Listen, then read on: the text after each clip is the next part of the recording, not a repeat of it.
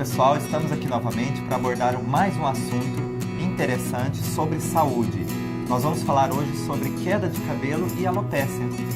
Então esses dois assuntos muitas vezes são considerados como fatores hereditários.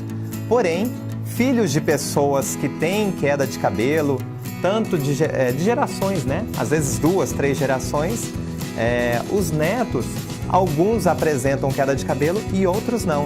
Então, a gente começa a se perguntar, qual o fator que determina quem terá a queda de cabelo e quem terá o cabelo normal ou de forma natural, enfim, mais expressiva possível?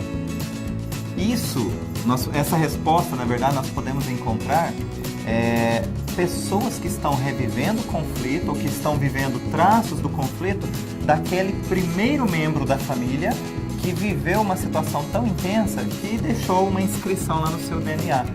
Então, para que um descendente tenha a manifestação sintomática de um membro da família, ele precisa fazer um acionamento.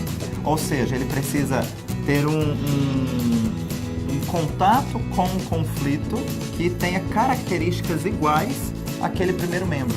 Mas afinal, qual é o conflito vivido por uma pessoa que vai gerar essa expressão comportamental de queda de cabelo ou até mesmo alopécia?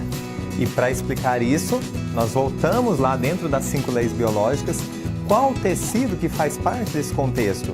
E aí nós estamos falando do tecido ectoderma. Isso. Na verdade é um anexo, né, do ectoderma, isso, exatamente. Mas carrega as conotações do ectoderma. Exato.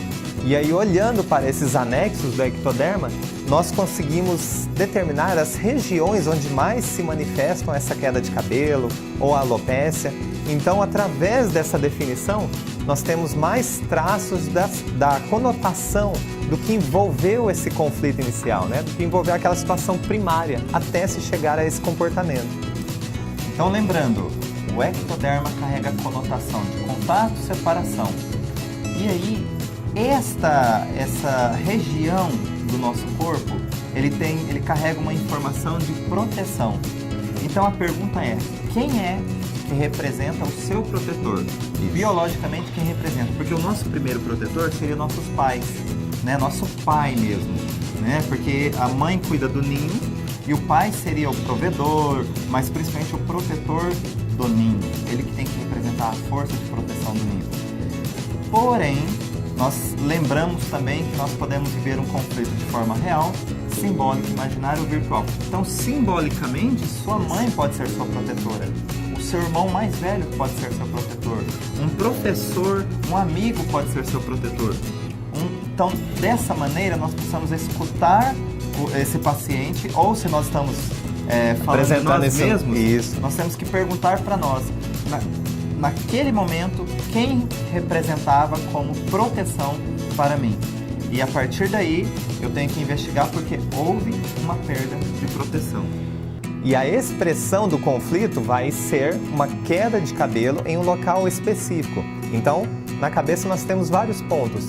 Se essa queda de cabelo for nessa região, na região frontal, então nós aqui temos um conflito de perda de proteção com um sentido intelectual.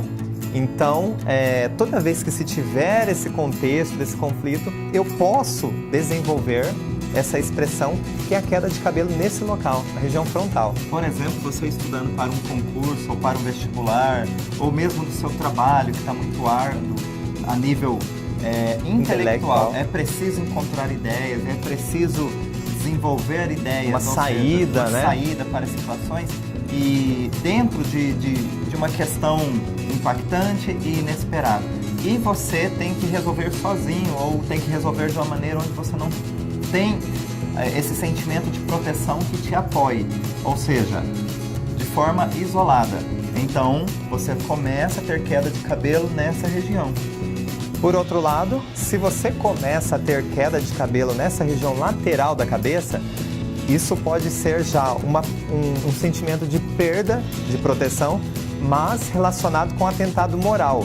Então, um exemplo claro disso seria alguém que diz algo sobre você, lembrando que pode ser real, ou até virtual, ou até imaginário, mas você se sente, de certa forma, agredido por alguém que diz algo sobre você, e não consegue se proteger de forma suficiente ou não tem, na verdade, não sente quem te proteja. Que alguém possa te proteger em relação a isso.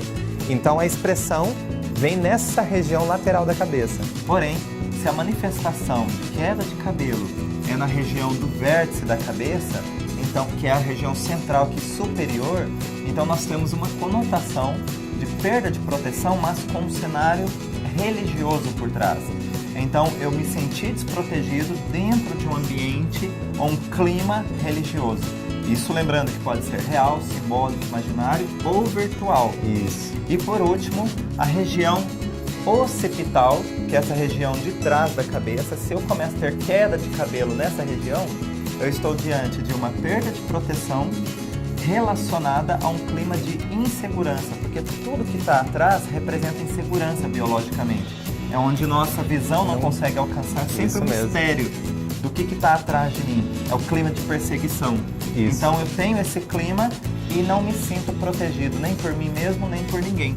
E aí a queda de cabelo, ela se manifesta como uma estratégia da natureza.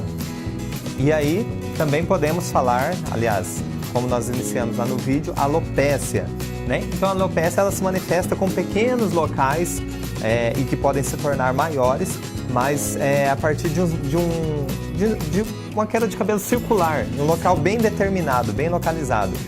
Aonde o corpo, onde tiver essa alopécia, essa queda de cabelo bem pontual, é onde o corpo estará expressando uma perda de contato e, portanto, com esse tipo de conotação, a perda de contato com perda de proteção.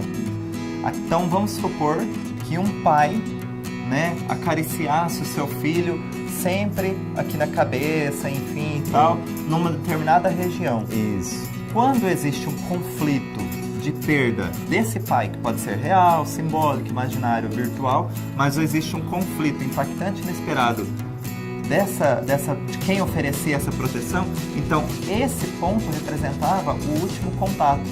Então é a lembrança do organismo da minha proteção. Quando eu perco essa proteção, a fonte dessa proteção, o meu organismo, para tentar eliminar também a memória que me faz sofrer, ele deixa perder uma parte, como o Adalto disse, bem pontuada, bem cravada de cabelo ali. Então fica uma região desprovida realmente desse tipo de proteção, desse anexo. E aí nós sempre lembramos que isso não é um erro da natureza, né? E que você não é vítima do sistema, ou seja, não é uma vítima biológica, mas é uma reação, um comportamento do corpo sempre com uma vantagem e que pode, né, em muitos casos, ser revertida ou minimizada. Então, se você ainda apresenta alguns desses sintomas, tanto alopécia quanto queda de cabelo, e acreditamos que você pode ser beneficiado com essas informações. E aí, então, você pode entrar no nosso site e encontrar o bioalinhador mais próximo de você e aí realizar uma sessão e avançar nesse processo. Muito bem, chegamos ao final de mais um vídeo. Esperamos que tenha contribuído para a melhora dos seus sintomas, para a sua saúde, promoção de vida, enfim. E fica mais uma vez o convite para vocês visitarem nosso site, explorarem todas as informações e conteúdos que estão disponíveis lá e nos sigam nas redes sociais, compartilhem com os colegas, os amigos, enfim. Se você gostou, compartilhe porque alguém também pode se beneficiar com todas essas informações. Até o próximo vídeo, um grande abraço. Até lá!